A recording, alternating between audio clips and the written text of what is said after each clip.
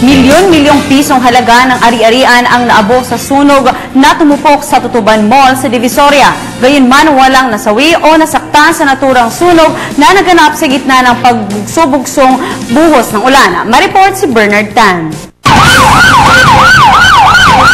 Malamig ang panahon dala ng pabugso-bugsong buhos ng ulan.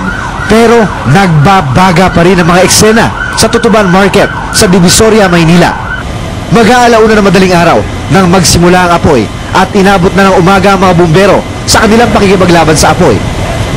Umabot sa Task Force Charlie ang sunog at mabilis na kumalat dahil sa mga light materials na paninda sa loob ng gusali.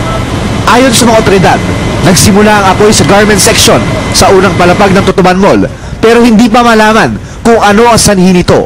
Halos garments lahat yan. Tinitingnan namin dito ngayon, may bandang likuran ng pagdaanan. Puro garments talaga yan. Aminado rin ang mga kinuukulan na nahirapan silang labanan ng apoy dahil sa kipot ng mga daanan at nakakandadong mga pinto sa loob ng mall. Ito ang dahilan kaya naantala ang kanilang operasyon. Ang mga boundaries pala nila, bawat stall, minsan na ginawa nilang bodega ay chicken wire. Kaya nakakapasok agad yung apoy doon.